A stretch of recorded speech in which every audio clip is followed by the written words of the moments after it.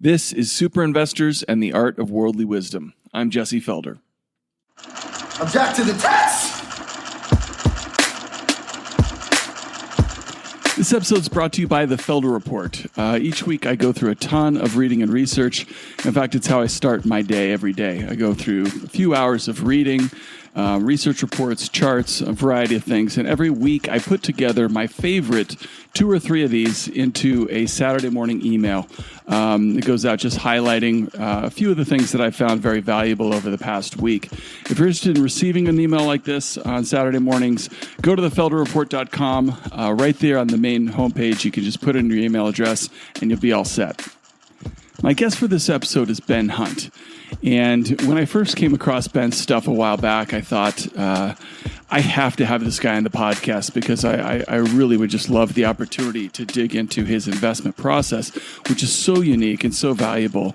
And so I basically used this opportunity to do just that. And we spent a lot of time on digging into what it is that Ben does, how he looks at the markets. And it really does transcend a lot of the things investors spend most of their time thinking about, things like value versus growth, active versus passive. Ben focuses his time and energy on what really moves markets over really any period of time, and that is narratives. And so we discuss that. We also discuss his view on everything from the inflation narrative to that surrounding the backlash against big tech, and a whole lot more. So without further ado, please enjoy my conversation with Ben Hunt.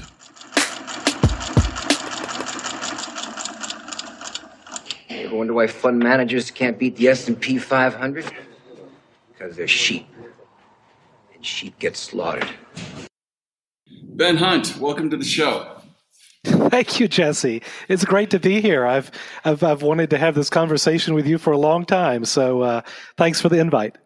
Well, that's great because I've been reading your stuff and just thinking to myself, every time I read one of your posts on Epsilon, God, I got to have this guy on the podcast and just the chance to discuss some of these things and ask some of the questions that I have. But I got to first ask you, a lot of the stuff that you write has a lot of animal metaphors and things, and I got to know more about your farm property. Where do you live? Tell me about the farm a little bit. Well, I'm a dilettante farmer, in the tradition of Eddie Arnold in Green Acres. It's that bad, really. So I live out in Connecticut, in Fairfield County, Connecticut. I like to call it the wilds of Fairfield County, Connecticut.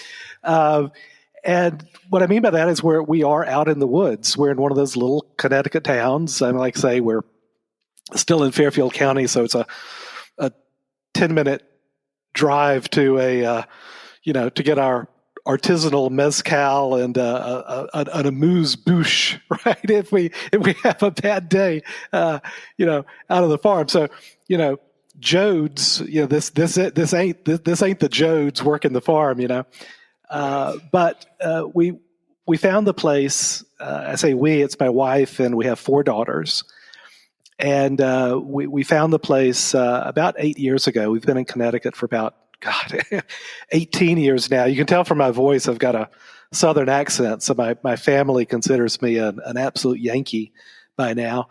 So, we've been up here in Connecticut for 18 years, and the last 8 out here on this property we found. And, I'll say that the magic of this place, and it is magic, is that it's been such a wonderful place to raise our children the way we wanted to. And what I mean by that is to... And I'm using the royal we in all of this. So it's my wife's work, much more than mine. I'm like the family mascot. They pat me on the head when I come in the door. But it allows us, my wife and myself, to take, I'll say, more personal responsibility for the education of our kids, because we do combine it with homeschooling, which is, for a long time there, I didn't want to tell people about it because it just leads to much longer conversation, and they make assumptions about. I'll say, you're either a religious wacko or you're an anti-government nut or antisocial nut, and okay, maybe I'm a little antisocial, but I'm really happy to talk about it now because it was the best decision that our family ever made some 8 years ago, and so life out here and having some animals. They're mostly pets, right? I mean, we've got sheep, we've got goats, we've got horses and chickens and bees, which I particularly like to write about. It's been the construction of a life, particularly for our family, that has been both very rewarding for us as a family, but also rewarding, I think, in giving me, if not perspective on investing and politics, at least I'll say a language, a vocabulary with which I find I'm able to describe what can be overly complicated and scientificized concepts in markets. I find that it really helps me to communicate these concepts more effectively, and so that's what I try to do in a lot of the writing. So the writing has really been the improvement, and I think it has been improvement in the writing has been a byproduct of what we started 8 years ago, really as an effort to live the kind of family life that we wanted to live. And I don't know, Jesse. I think you may have done something similar with how you live and the like, but that's what it was for me. Well, yeah, I moved here to Bend, Oregon almost 20 years ago. And we actually live in it's not so rural anymore. Bend is basically like triple the population since we've lived here. It's 100,000 people, and we've gone from having a little more land to now essentially live in like a brownstone. But my in-laws have 20 acres here in town, and both my teenagers have spent their summers working out at we call it the ranch. And so learning how to drive the tractor and mend fences and move hand lines and do a lot of that kind of work. And I think it's just been really great for them to not just learn like a work ethic, but also be outside and working with their hands and that kind of stuff. So, I think you're absolutely right in terms of your experience on your property and with the animals in particular, in that giving you some insight and ability to communicate things through metaphor. That's been really valuable. But you came to finance later on in your career. Yes, that's true. You have a Ph.D. in political science. Is that right? That's right. Of all oxymorons, that term political science. I was always interested in political science because it's as opposed to economics, let's say, because while money is certainly a form of power, political science, I think in a lot of respects subsumes or encompasses economics because it's really the study of power at a more basic or fundamental level. There are all sorts of modes or methods for power, right? There's the power of the gun, there's the power of the ballot box, there's certainly the power of money. But what I really appreciated about political science was, I'll say and this is still the case, I think, its intention, to take a more historical approach to understanding these modes and methods of power, and also to take a broader approach where it certainly includes the power of money, but also includes the power, like say, of the gun and the ballot box. And what I was really interested in as a graduate student, and then spent 10 years as a professor, was the source of power that comes from communication, that comes from Not and it's not a random phenomenon, right? The use of words and language to change our behavior, to exercise power. There are real patterns to this. And that's what really fascinated me, in my academic career. And it's something I've been able to bring to bear now in my investing career, is understanding that mode of power, the power of words, the power of narrative, the power of what we'd call in game theory, the common knowledge game, the rules by which one can exercise that power or resist others exercising that power upon you. So, that was really my focus in academia, and the wonderful, or in terms of the self-fulfilling aspect of now writing epsilon theory and the like, is that I feel like I'm able to bring to bear that academic, let's call it training or research, and really apply it again to these real life issues that all of us have today as investors and frankly as citizens.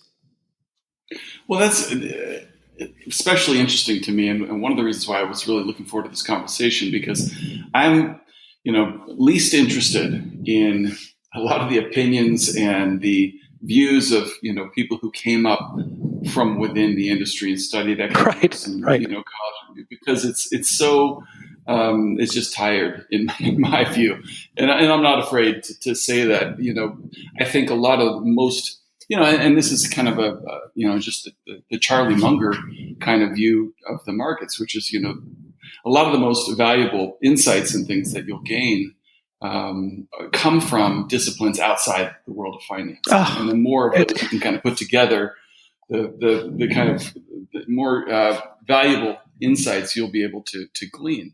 Well, Jesse, that's so right. And I know that this also mirrors a bit of your background as well, because look, there are periods of time, not just in investing, but in any endeavor, where coming up from inside works just fine, right? So I think again this mirrors a lot of your experience as well. But I didn't get involved in the public markets until 2005. So I was a professor for 10 years, always had an entrepreneurial bug, which really is a bug, not a feature. And, anyone who's afflicted with that disease of being an entrepreneur knows what I'm talking about.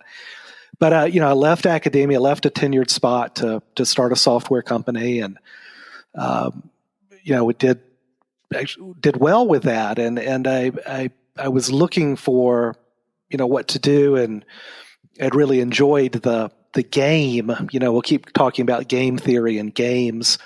I enjoyed the game of investing, originally in terms of private markets, venture capital, but then trying to understand the game of public market investing, but doing it as an outsider. And so, came into this business in 2005, and I really think that kind of in those mid-2000s, the mid-aughts or whatever you call them, it wasn't so much of an advantage to have an outsider's perspective. Because when I look back at both my fund's performance, we did perfectly well. We did great in 05, 06, 07. But it really wasn't because of any kind of external perspective that I was bringing to bear. But that all changed, and I know you felt this as well. It all changed in 2008, where having an outsider's perspective, coming into this world of investing, not from Wall Street, where you are inundated with the constant flow of information, the communications, right, for what we were talking about earlier of buy, but to have both a historical perspective, in my case, a game theory perspective, that made all the difference. And there are periods of history where having that outsider's perspective makes all the difference in the world. And certainly 2008, 2009, and since then, I think that outsider's perspective has been the most important thing for dealing with what is in many respects a financial world that's been turned upside down and is still turned upside down. So, I think that mirrors a lot of your experience, but that was certainly mine. Well, and so, it was, you must have seen the opportunity to apply, the concepts of game theory and the power, how power is accrued and lost through, your study of political science, and how that could be valuable applied to the markets. Well, that's right. And it was really valuable in 2008. That's when that sort of outsider's perspective really first paid such dividends for our investors and our fund, because I think what an outsider's perspective allowed one to do was to recognize, and this will get a little in the weeds, but I think it's a good set of weeds to get into. But if you had an outsider's perspective and you were able to read the language that Moody's and S&P used in their ratings of particularly of mortgage-backed securities, and it wasn't a secret language, right? But it is a language that I'll say most people can't read or have to have read for them by the high priest of economics and the like. But if you could read the language on your own, what was incredibly clear is that it was that by the end of 2007, you had what amounted to be a 10 trillion with a T asset class of residential mortgage-backed securities, all based on a formula, right? A rating, all rated as essentially, based on a notion of safety that was based on the single assumption. It was I like to call it an inverted pyramid, a $10 trillion inverted pyramid that had one simple assumption, and that assumption was that it is impossible to have a nationwide decline in U.S. home prices.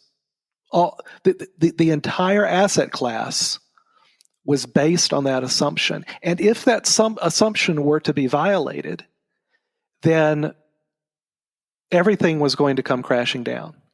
And it really was that sort of outsider's perspective that allowed us as investors to do well for our clients. And really that was the first experience I had of really why an outsider's perspective at different points of time in history is so important. Now, the second time where I'll say that perspective really came to bear for me was not successful, right? In the summer of 2012, when we were looking at a potential collapse in the euro system,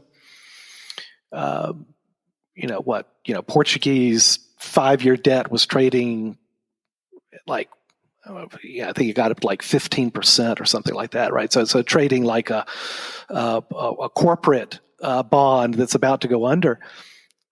And I was very involved in that, right? Because my risk antenna are really set up to play on the short side, to look for dislocations. And this was a huge dislocation. And so I had all my positions set up in the fund I was running at the time and the like. And in the summer of 2012, I had my teeth kicked in by Mario Draghi, right? So that was the summer of whatever it takes, right? Which was literally a speech he gave in London, where he woke up that morning, because he's for whatever reason he saved the notes to that speech, and he it's one of those situations where, as old saying goes, you look at yourself shaving in the morning, and he jotted down in pencil that phrase that, we will do whatever it takes, and believe me, it will be enough. It was an afterthought. It was something he jotted on to give at his speech in London. And that speech and those words followed up by more words, the OMT program at the ECB, the words of Merkel and at the time Sarkozy saying, yes, whatever it takes, whatever it takes. Those words combined with direct intervention by I'll call it the European equivalent of the plunge protection team, that changed the course of markets in a positive direction for markets in the summer of 2012, purely by the words.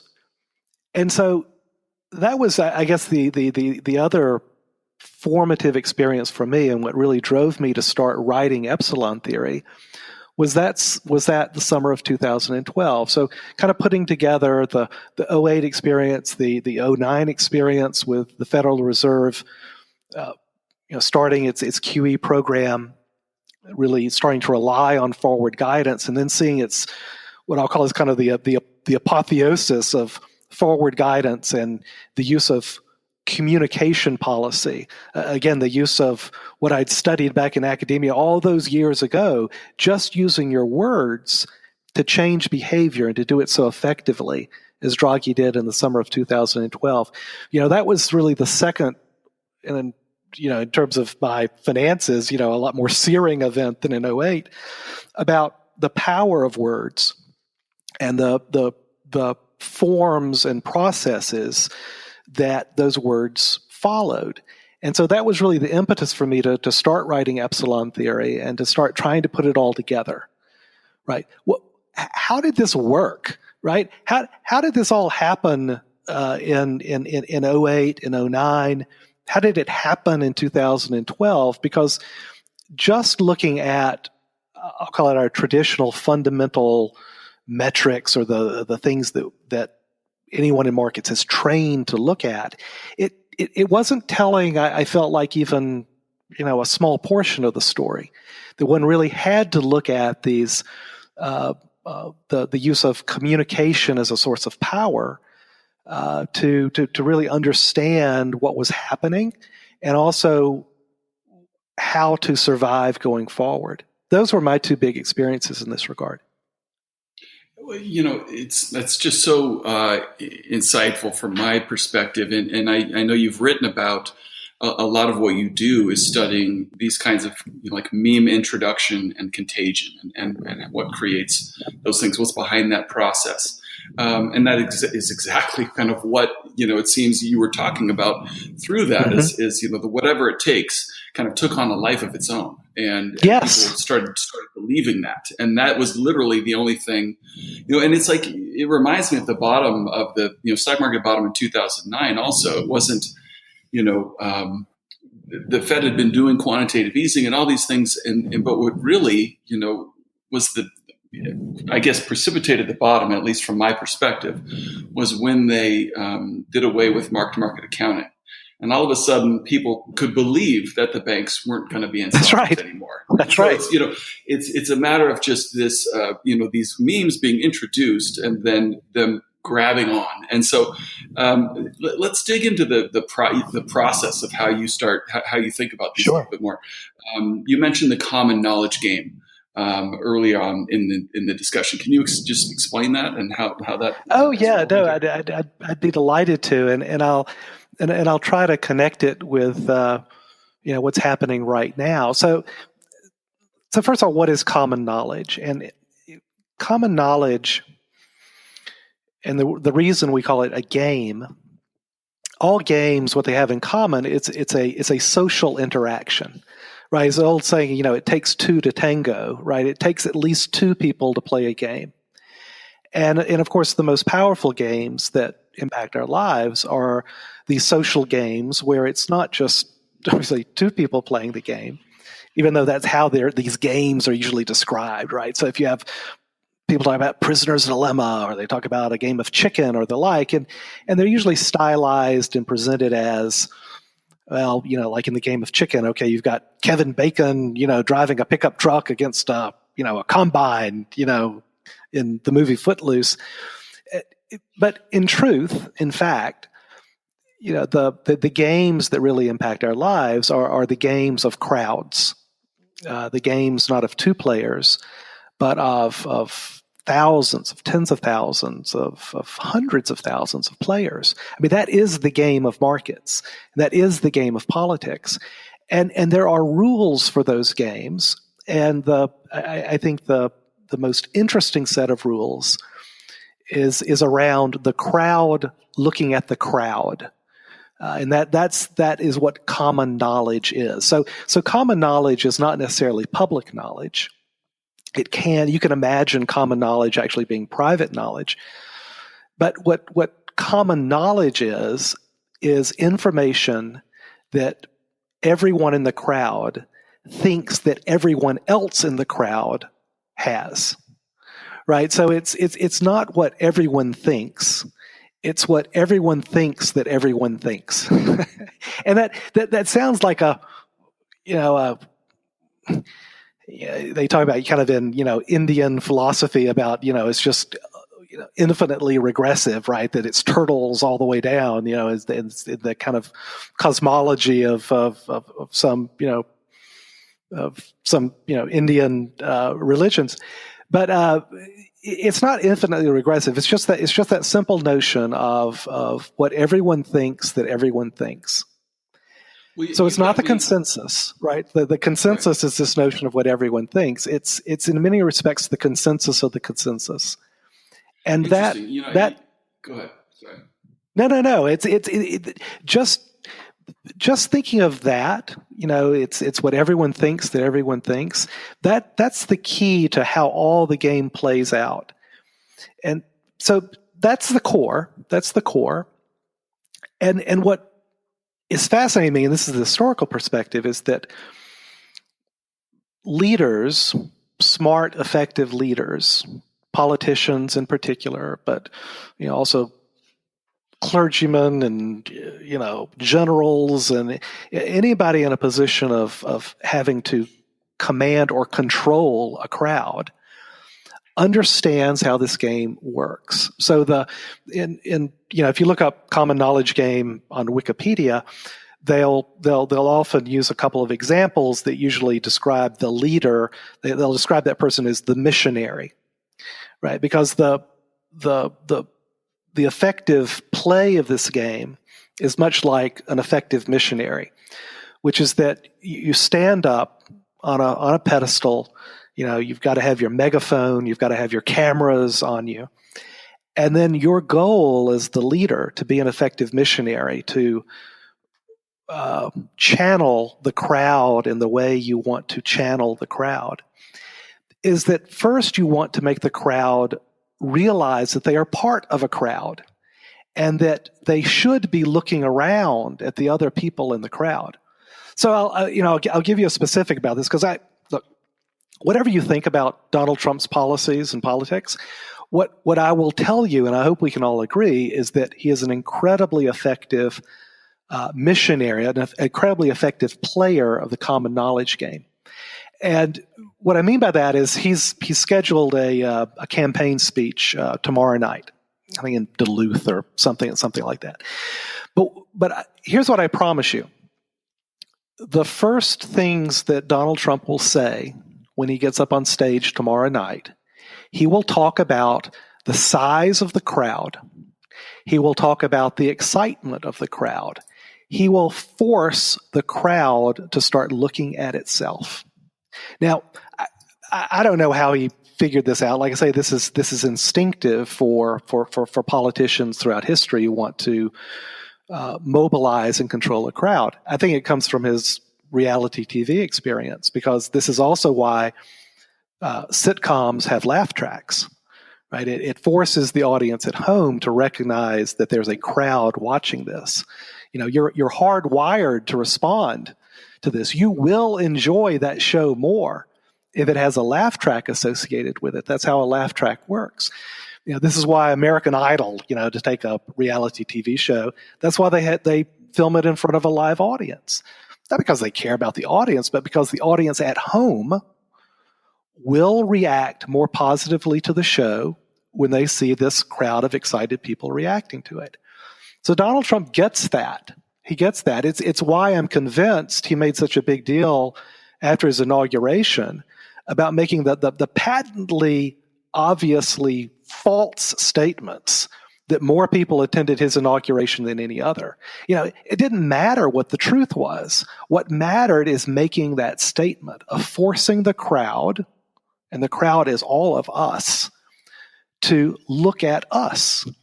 So that's step number one. Now, step number two of the effective playing of the common knowledge game is not to tell people what to believe, right? You're not trying to tell them facts, right? What you do, and I've got this wonderful collection of photographs of everyone from central bankers to politicians to, you name it, doing this. What an effective missionary does is they get up and they shake their finger, literally shake their finger, usually, at the audience.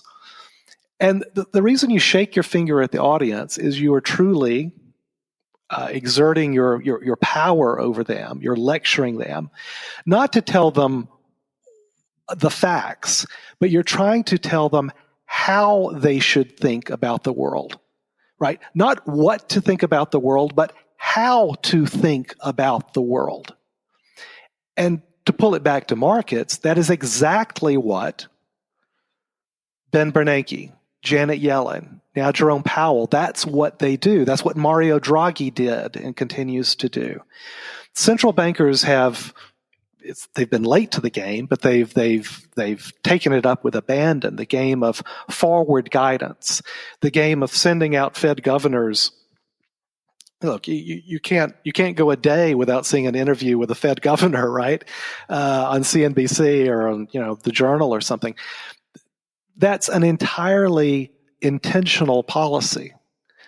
It is the use of words and literally shaking a finger at someone, not to tell them, oh, the unemployment rate is XYZ, not to tell them your true views of the world, but to use your words in an effort to train the audience, to get the audience to say how they should think about the world and thus change their behavior. It's an incredibly powerful force. Again, it's the power of words, the power of, I'll use this phrase, mere words. But when presented by an effective missionary in an effective venue, meaning you've got a megaphone or a camera, and done in a way such that you force the crowd to focus on the rest of the crowd, that's how common knowledge is constructed, and it's just the most powerful force in human social history. Well, it reminds me of a great Danny Kahneman quote that I refer back to every time I listen to a Fed meeting, and I wrote about this, in the context of a Yellen meeting almost a couple of years ago, and he says a reliable way to make people believe in falsehoods is frequent repetition, because familiarity is not easily distinguished from truth. Authoritarian institutions and marketers have always known this fact. That's right. And so basically they can create the reality through their position of authority and repetition. They can create the reality that they want to create, and right, because Jesse, so much of reality, right? Frankly, facts can be ambiguous, right? I mean, it's not so much that the unemployment rate is whatever it is, 3.9% or 4.0%. That's not really what drives people's behavior. What drives people's behavior is, well, how do you think about that? Right? And look, once you start looking for this, it's like once you start looking, frankly, for homeless people, you see them everywhere. Once you start looking for this effort to shake the finger at you and tell you how to think about the world, you see it everywhere, right? So you see it certainly throughout media. You see it certainly throughout politics, but you see it throughout the street, right? So let's think about my poster child for this is a company like Salesforce.com, which is that's not a large cap tech stock. This is a mega cap tech stock. over $100 billion market cap. But it's also a company that's achieved that valuation, more than $100 billion, right? Without ever having a single penny of GAAP earnings. And look, with their business model, they never will. And we can talk about that at some length if you like, but they'll never have anything in GAAP earnings. So, well, how is that possible? When Mark Benioff gives his quarterly earnings report, how is it possible that this company can be so highly valued if he reports, our GAAP earnings were once again, zero or minus a penny per share? How is that possible? Well, it's possible because between Benioff, the management of the firm, and between the sell side, who wants to create a story and wants to drive trading volume, right? The story about how you should think about Salesforce.com, it's not what are their GAAP earnings. No. Pay no attention to that. Let me tell you how you should think about their earnings report. And so what the street does is they shake their finger at you and they say, the way you should be thinking about Salesforce.com is to focus on pro forma net revenue growth. Now, as you can imagine, I have no idea what that phrase even means, right? Pro forma net revenue growth. But that is the metric for Salesforce.com. And it also won't surprise you that pretty much every quarter, Salesforce.com is able to beat and raise its guidance for pro forma net revenue growth, whatever the hell that means, because it is this constructed metric.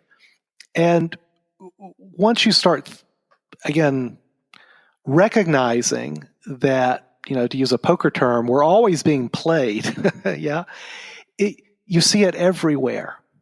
And that doesn't mean that one should fight the Fed or, short Salesforce.com. Trust me, I did that, my fair share of doing that back in my hedge fund days, and would always get my teeth kicked in, or typically get my teeth kicked in on an earnings report. I'm not saying to fight this. What I'm saying is that to be effective in markets today, and frankly effective in markets at any point in history, you have to recognize the game that you're playing. You have to recognize the importance of words and I'll use a $10 word, the modalities in which those words are used against you, because they always are. Well, I love that way to think about it, and it reminds me of another quote. I think this was Jim Grant who said, being a successful investor is having the crowd agree with you later on. And so it's directly focusing on where is the consensus and where is it headed. And that's something I think people don't pay enough attention to. Well, Jesse, and this is what actually gives me. Well, there are a couple of things that give me hope about the world, right? So frankly, I started writing Epsilon Theory from a pretty dark place, right? Which was that I feel like kind of the scales had fallen from my eyes, and I was looking and say, oh my God, I mean, it's just narrative everywhere, and that the ability for words, as you were saying earlier, to take on a life of their own and to persist is just so great. And I just see it everywhere in markets and in politics. So, well, that's pretty damn depressing, right? So I started writing about it, and I think the first Epsilon Theory I note I put out, it was almost exactly 5 years ago. I sent it out to like 100, friends and colleagues and the like, and since then, right, just by word of mouth. I mean, we never marketed it. We never did it. Just by word of mouth. I mean, we've got close to 100,000 readers now, and I can't tell you how powerfully that's changed my life and my view of the world, because there are so many of us, and I'm going to include you in this group, Jesse, because I know that you are people who I'll call truth seekers, and they're not fringe, right? They're not tilting at windmills. They are of this world, right? Meaning that they've been successful. They are engaged in the world, both for investing their own money, their clients' money, but they are truth seekers, and they are absolutely trying to do the right thing for their families, for their clients. And I didn't know how many of us are out there. I mean, we're all over the world, and it's hard a lot of times to find each other. But what has been just so personally, intrinsically rewarding for me about writing is finding this community of truth seekers who are trying to do the right thing, who are, frankly, smart enough to make up their own damn mind. And I suspect you've had a similar experience with your efforts. So that has been just enormous. So that's what gives me hope. And the other thing that gives me hope is that the same, I call it tools of technology, which are increasingly being used to augment the power of words and the power of the common knowledge game, particularly social media. I know you've written a lot about this, and I think you've probably been a lot more successful than I have at weaning yourself and your kids from what I call them, these dopamine machines. Your smartphones. I'm kind of hooked, and these technologies, these dopamine machines, they like I say, they're a force multiplier for the missionaries. Whether it's the missionaries of the street, whether it's the missionaries of politics, whether it's the missionaries of the central banks, they're force multipliers, right? In their the missionaries' ability to, let's say, control the common knowledge game. But the other thing that gives me hope, other than just finding this community of truth-seeking people who are of the world. The other thing that gives me hope is that the same technologies that drive so much of the power of the social media technologies, we can actually use these technologies to help protect ourselves, to actually visualize and see. And seeing is believing, and to really visualize the unstructured data, the words that compose the common knowledge game. And here I'm talking about a particular form of we'll call it AI, artificial intelligence, called natural language processing, NLP. And I think that this is such a potentially fruitful area of technology. It's a scary area of technology because, these same technologies can certainly be used to basically help missionaries weave even better spells, right? If you want to think of it that way. But this technology is now, so I'll say, inexpensive to tap into. And the pipes of data are so available that I find it is possible to use this technology, this NLP technology, to help arm us truth seekers to see these narratives come into being, to see how they wax and they wane. And again, it's not necessarily something that we want to fight, but it allows us not to be the sucker at the table. Because, there's that old poker saying that, I've been playing poker for 30 minutes and you don't know who the sucker is at the table. It's you. Well, my goal in writing and talking about this stuff is not to turn everybody into a game theorist or the like. It's just don't be the sucker at the table. Just develop these simple, I call them survival skills for recognizing how and when you're being played. And so those two things, really seeing that there is this really critical mass of truth-seeking, well-meaning, successful people in the world, combined with the ability to use some of these technologies to arm ourselves. Well, I'll take that. I'll take that. I think we can make a big difference in the world with a group of citizens and investors who do have these motivations these proper motivations. And I feel like we've got something to arm ourselves with today.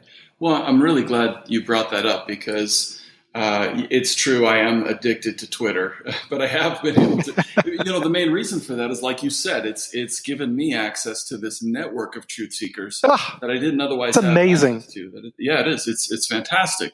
But at the same time, I have been able to wean myself off of a lot of the other stuff. I don't even have a cell phone anymore. But in terms of the flip side of it, part of this network of truth seekers that I've been drawn to recently is a lot of these former insiders at Facebook and Google who have been sounding the alarm about the dangers of it, and so that is one thing that I've been really concerned about, is that and they say it's nothing less than their individual freedom that's on the line with the addiction to these platforms and services. So and I do see your point also about giving those missionaries a voice through that platform allows people to see the risks of being addicted to them, and I'm glad to see that's spreading. Yeah, that's right, Jesse. Because everything I'm talking about the large game playing, the crowd watching the crowd, but the reason that the crowd behavior changes from recognizing that it's part of a crowd and looking for common knowledge, really being driven by the notion not of what you think, but what you think that everyone else thinks. The reason that's so effective is we are, as individuals, as human animals, we are hardwired to respond to this stuff. It's really hard to overemphasize the degree to which our brains are biologically evolved to respond to words. So the human species is what's called a eusocial social animal, which is I'll call it the highest form of a social animal. And the person to read on all this stuff is Edward O. Wilson. Won the Pulitzer and the like, mostly for his study of ants, because there are 4 dominant species, multicellular dominant species on Earth. They all happen to be eusocial animals, right? 3 of them are insects. It's the bee, the termite, the ant, and then humans, right? And those 4 species, and there are a few others, but very scattered and a few between. Really, the humans are the only mammalian eusocial species. But the hallmark of these incredibly successful species, and by success I mean they can literally survive almost anywhere on Earth because they have the ability to adapt a colony, a nest, really almost anywhere. They have the ability to adapt to their environment. How? Because they are constantly communicating with each other, right? Whether it's the ant, whether it's the termite, whether it's the human being, we all swim in an ocean of intra-species communication. I mean, I've seen some studies of this, and you probably have too, about how many human-created messages are you exposed to in the course of the day? And the answer is thousands. And it's an incredibly uncomfortable feeling for most humans, me included, to go more than a few minutes without hearing a human-created message or communication. So, this is not an accident, right? This is our greatest strength, frankly, as a species, is that we are hardwired to swim in this ocean of communication. But it absolutely means that either as individuals, when we are dealing with social media, or as a crowd when we are hearing an effective missionary shake his or her finger at us. It absolutely means that while we think we are immune to this stuff, none of us are. None of us are. And just recognizing that can make all the difference in the world, both for yourself and for your clients. Absolutely. And while we're on the topic of technology, you're doing some really interesting work in visualizing how some of these things are kind of taking hold among the crowd in terms of psychology. Talk a little bit about the narrative machine and I guess where you kind of first came upon that idea. Well, the notion of the narrative machine is really a takeoff from someone I admire very much, who is Ray Dalio of Bridgewater. So if you're familiar with Dalio and the Bridgewater approach to investment, and by the way, I think they are my idol, right? Frankly, when it comes to being a money manager, Dalio's framework is that he believes it's about humans as well. I get it, but he often talks about the economic machine, right? So what he means by the economic machine is that what's happening in the real economy is the actions of a machine. You have inputs, you have a transmission mechanism, you have an output, and you can understand it. You can try to predict it. You can try to analyze it through that very simple but very powerful metaphor, that of the machine. And my point is not that that's wrong. It's not wrong at all. My point is that there is a even bigger machine outside of the economic machine, and it's a larger machine for us humans. Right, because the relationship between the real world and stock prices or bond prices or the like, it's there's something on top of or surrounding the economic machine, which is true for any sort of human or social environment, like a market, like an election. And that's what I call the narrative machine. It's like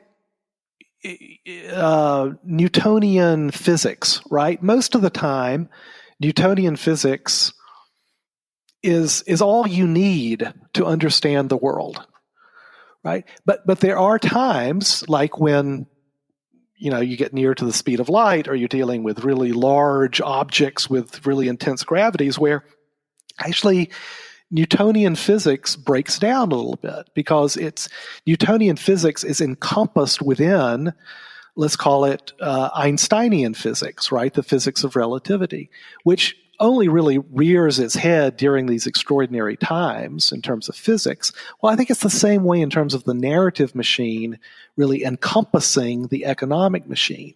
And it's particularly in these, what we're experiencing today, the aftermath now of a systemic financial collapse and the political shockwaves that are still reverberating across the world. That's why I focus on the narrative machine. And what I mean by the narrative machine is exactly what Dalio means by an economic machine, right? This machine metaphor. You have inputs, you have a transmission process, and you have an outcome. But here the inputs are words and communications, the thing that, again, that ocean of communications that we swim in as animals. The transmission mechanism is what I've been describing, the common knowledge game. There are other games at work, but that's the one that I think does the most work in terms of these, markets and elections that we're most concerned about. And then the output is our behavior. Right, the behavior of crowds and of individuals, both for buying and selling stocks, for voting for candidate X or candidate Y. So that's what I mean about the narrative machine. And what's really been such a boon to my research over the last couple of years has been the development of these AI technologies around natural language processing. So it reminds me of, like when Leeuwenhoek, invented the microscope, right? And, the first person who took a simple microscope and put a drop of, dirty water from the Thames River underneath that microscope.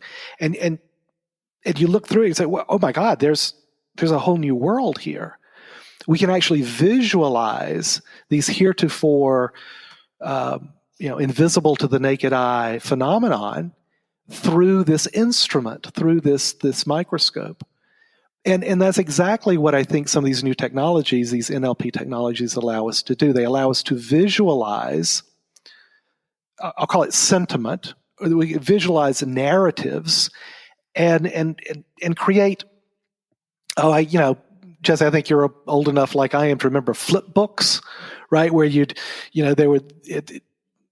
they're like cardboard little pictures where the cartoon picture would just change very little from one piece of cardboard to the next, but you'd flip it between your thumb and your forefinger and you'd start to see a moving picture. Well, that's what we're starting to be able to do now with this technology is not just take snapshots, but a series of snapshots of what I'll call the narrative environment that we exist in as investors or citizens, see how that's changing, and be forewarned or forearmed accordingly. It's a very exciting time in terms of the tools we can bring to bear to, as you say, visualize something that we've known is there, but we haven't been able to see until these technologies were invented. Absolutely. I interviewed, had Mark Yusko on the show, and I know you guys have had some discussions over Bitcoin and whatnot. I don't want to get into that. But he recommended a book to me called The Dow Jones Averages, written in 1984, and there was a passage from that book that strikes me as really relevant. The author of the book, Bennett Goodspeed, writes that he, basically his whole investment process involves reading just a ton and looking for what is suggested is normal based on all that reading that he's doing in order to recognize anomalies, and then looking for when those anomalies start to become trends. And it seems to me that what you're trying to do is essentially just quantify this process that he and essentially I do with all my reading every day, are trying to infer through, a bunch of just manual labor. That's exactly right, Jesse. I think that's so wise what you're describing, and I tried to. I think one of the most frequent questions I'm asked is, well, what do you read? And my response is, look, I read exactly the same stuff that you do. Right? I think where there may be a difference, though, is in how I read, and because what you're describing is not reading something magical or that only you've discovered. What you're describing is doing something different in how you read. Right? That you're trying to look at it, I'll call it more holistically, because that's kind of what you're talking about. And that's exactly what these NLP technologies allow one to do, right? Which is that you're able to bring in massive processing power so that you're able to do exactly what you're describing, but to do it in a far more rigorous and comprehensive way. But that's exactly, I think, what we're trying to do here is not to read something that was secret, right? But frankly, to read what's in plain sight and to see the relationship and the patterns between what's there in plain sight.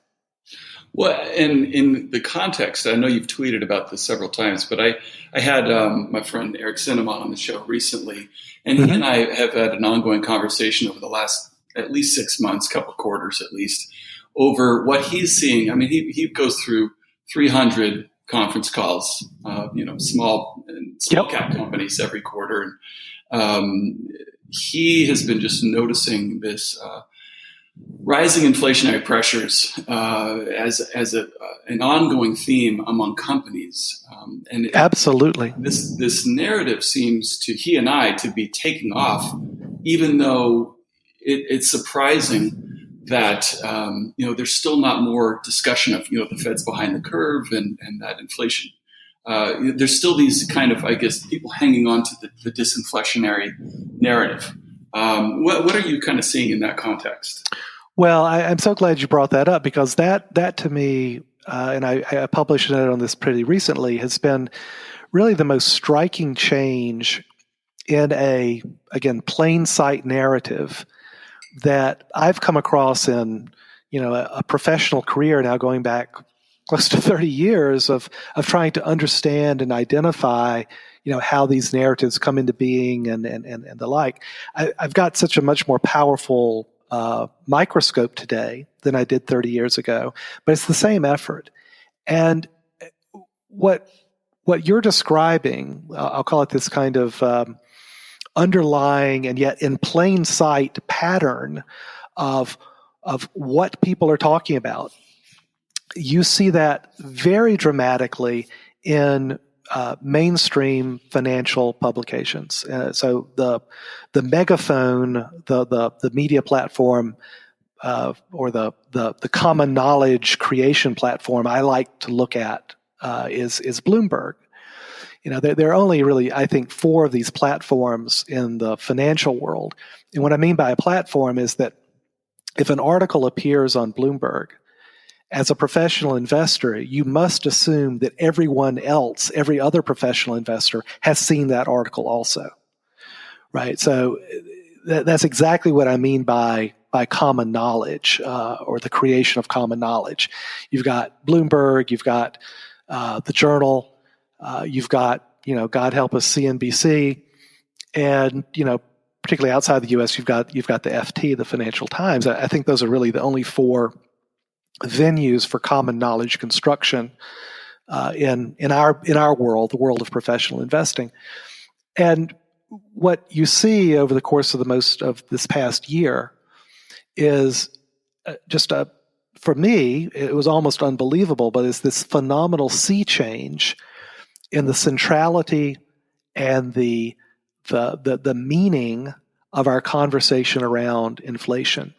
That what has changed is that the crowd is now looking around at the crowd, and the conversations, the narratives around inflation are everywhere today. They are central to how the crowd is it's the ocean of communication, right? That the crowd, the professional investment crowd, is swimming in today. That was not true a year ago. And it is absolutely true today. So the way I think one should think about that is that, we're swimming in this ocean of communications that are focused on inflation. The moment we have an effective missionary come out there, and that could be Powell, it could be Draghi, it could be Donald Trump, it could be Warren Buffett, right? These are all missionaries, and they all have access to these platforms I'm talking about of common knowledge creation. The moment you get a missionary come out there and shake his or her finger at us and say, "Oh my God, inflation, whew, it's here," that's the spark. That's always the spark for these moments, these inflection moments where what was unthinkable at markets, right? We've had 30 years of a deflationary narrative. That's how the narrative shifts. So I'm just in. It's been a very striking observation to me, and it's exactly in line with what you're describing, from frankly exactly the same process that I'm describing. I'm just doing it at a different scale and with a different set of instruments, but we're both seeing exactly the same thing. That the ocean of communication that we're swimming in has really changed. And so what I'm adding to that is that the way that this process works, the way the narrative machine works, the transmission mechanism now is the spark provided by a missionary. That's what we're waiting for this spark to become, well, quite the bonfire. Well, that's really helpful to me because Eric and I go back and forth via email. I'm like, how are people not right recognizing this just yet? But in Epsilon theory, I think when I was on the website somewhere, I saw it kind of appears, or maybe it's something that was written in the description, that the site and your writings are kind of the intersection of game theory and history. You've mentioned game theory a few times. Are there any books on the topic of game theory or history that you would recommend the average investor, would benefit from reading? Yeah, it's a book I need to write, frankly, and I hope that, because we kind of live in the age of the essay today. What I try to do with epsilon theory is write essays that do have some, if not permanence, at least some a long shelf life for trying to illustrate a lot of what we're talking about. But that's actually the thing that I hope to do over the next.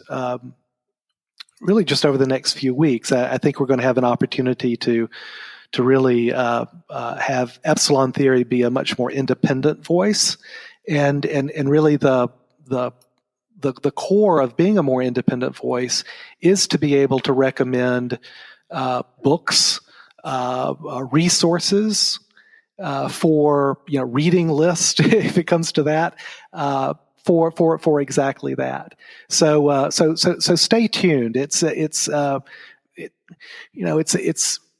this intersection I think is very fruitful, but it's one that it's certainly waiting. Not just me, but lots of people to really write the story of it and do it in a way that I think can be accessible. More so than it's been approached in the past. Well, if you need anyone to read the manuscript early, I'm raising my hand right now. I'd be done. I will take you up on that for sure. Okay. If so, Epsilon Theory, the website is epsilontheory.com, and that's it. That's the best way for people to keep up with you. And how else? Where else can people find you online?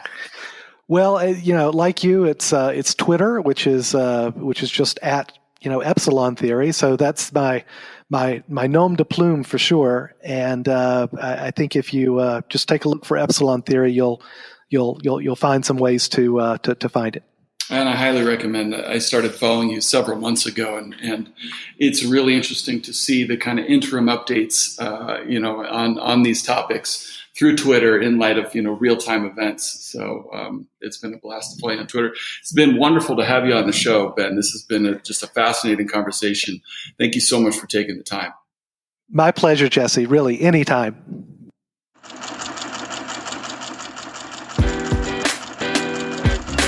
Looking good, Billy Ray! Feeling good, Louis!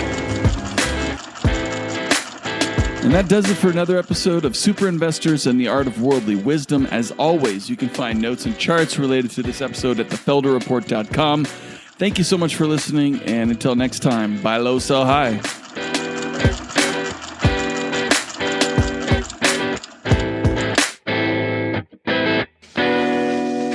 Man looks in the abyss.